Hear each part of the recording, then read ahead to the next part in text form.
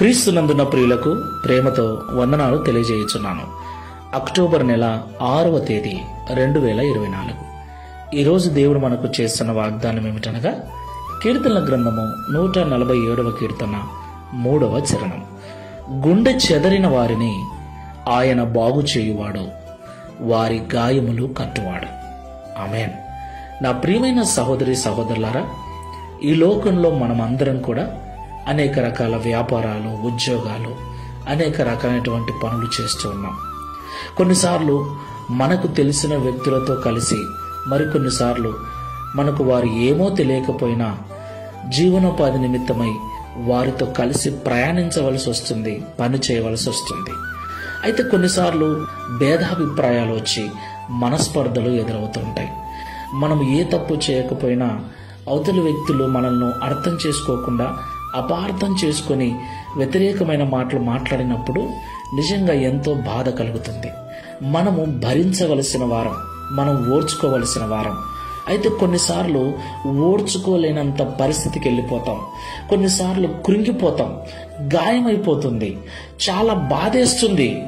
అయితే దేవుడు అంటున్నాడు, చెదిరిపోయిన మనస్సు కలిగి, హృదయములో గాయము కలిగి బాధను అనుభవిస్తున్న వారిని నేను బాగు చేయువాడను, వారి గాయములు కట్టువాడను అని. దేవునికి మహిమ కలుగును గాక. అవును ప్రియులరా, మన దేవుడు గుండె చెదరిన వారిని బాగు చేయువాడు, హృదయానికైన గాయములను, శరీరములకైన గాయములను కట్టువాడు, బాగు చేయువాడు.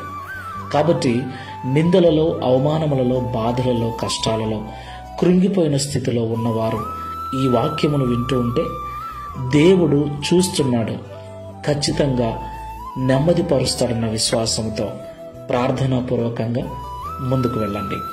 కృపాసత్య సంపూర్ణమైన తండ్రి, పరిశుద్ధుడా, మీకు వందనాలు చెల్లిస్తున్నాం. అవును తండ్రి, కొన్నిసార్లు మా తప్పు ఏమీ లేకపోయినా, మేము ఏమీ అనకపోయినా, మేము చేసింది మంచి అయినప్పటికీ వ్యతిరేకమైన మాటలను, వ్యతిరేకమైన నిందలను, అవమానాలను భరించవలసి వస్తుంది. ఏ తప్పు చేయకపోయినా మమ్మల్ని అంటూ ఉన్నప్పుడు వారి మాటలు మా హృదయాన్ని గాయపరుస్తూ ఉన్నాయి, మా గుండెలు పిండేస్తూ ఉన్నాయి. కొన్నిసార్లు జరగరాని సంఘటనలు అయిన వారిని పోగొట్టుకున్న కారణాన్ని బట్టి, కుటుంబంలో కొరతలను బట్టి, ఇబ్బందులను బట్టి కృంగిపోయిన స్థితిలో ఉంటున్నాం. అయితే నీ బిడ్డలుగా ఉంటున్న మమ్మలను మీరు చూస్తున్నారని, గుండె చెదిరిపోయిన స్థితి నుండి మమ్మల్ని బాగు చేసి మా శరీరములకు, మా హృదయములకు, మా మనస్సుకైన గాయములను మీరు కట్టువారని ఈ ఉదయకాల సమయంలో మాతో మాట్లాడినందుకు స్తోత్రాలు. ప్రియ తండ్రి, ఏమాత్రము వ్యతిరేకమైన ఆలోచనలు చేయక కొంతమంది పిరికితనముతో ఆత్మహత్యలకు పాల్పడుతున్నారు.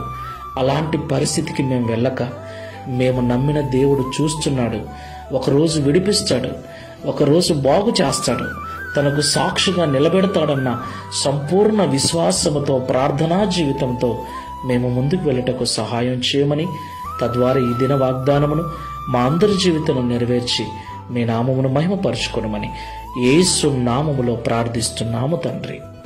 ఆమేన్. Praise the Lord. God bless you.